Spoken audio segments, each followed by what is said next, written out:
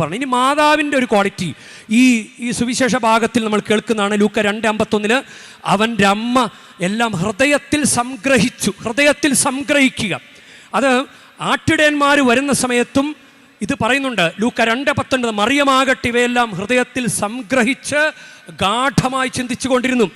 ലൂക്ക 1:29 ഇതിൻ്റെ ഒരു ധ്വനിയുണ്ട്. ദൈവദൂതൻ വന്ന് പറയുമ്പോഴും എന്താണ് ഈ അഭിവാദനത്തിൻ്റെ അർത്ഥം എന്നവൾ ചിന്തിച്ചു. അതായത് നമ്മുടെ വീട്ടിലൊരു പ്രശ്നമുണ്ടാകുന്ന കരുതുക. നമ്മൾ ഉടനെ തന്നെ ചിലപ്പോൾ എന്തെങ്കിലുമൊക്കെ ബഹളമുണ്ടാക്കി അതൊരു പ്രശ്നമാക്കാൻ നമ്മൾ ശ്രമിക്കും. അല്ലെങ്കിൽ ജീവിതത്തോടൊരു മടുപ്പ് തോന്നിയിട്ടുള്ളൊരു അവസ്ഥയാണെങ്കിൽ നമ്മൾ ആത്മഹത്യ ചെയ്യണമെന്ന് ചിന്തിക്കും. ഈ ഗാഠമായി ചിന്തിക്കുക എന്ന വാക്കിൻ്റെ അർത്ഥം ഗ്രീക്ക് പദത്തിൻ്റെ അർത്ഥം ഒന്നിച്ച് ചേർക്കുക എന്നാണ്. ഒന്നിച്ച് ചേർക്കുക.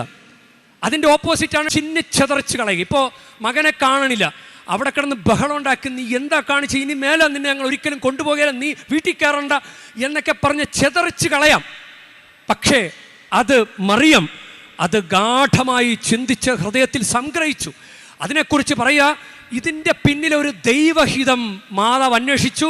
എന്നിട്ട് തൻ്റെ ജീവിതത്തിൽ സംഭവിച്ച കാര്യങ്ങളെ ദൈവഹിതത്തോട് ചേർത്ത് വച്ച് ചിന്തിച്ചു. അതാണ് ഗാഠമായി ചിന്തിക്കുക എന്നർത്ഥം.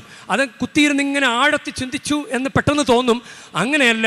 അതിൻ്റെ മൂലപദത്തിൻ്റെ അർത്ഥം തൻ്റെ ജീവിതത്തിൽ സംഭവിക്കുന്ന കാര്യങ്ങളെ ദൈവഹിതവുമായി ബന്ധപ്പെടുത്തി അത് ധ്യാനിക്കാൻ മാതാവ് ശ്രമിച്ചു. അപ്പോൾ മാതാവിൻ്റെ ഒരു ക്വാളിറ്റി അത് നമുക്ക് അനുദിന ജീവിതത്തിൽ ഉപകാരപ്രദമാണ്.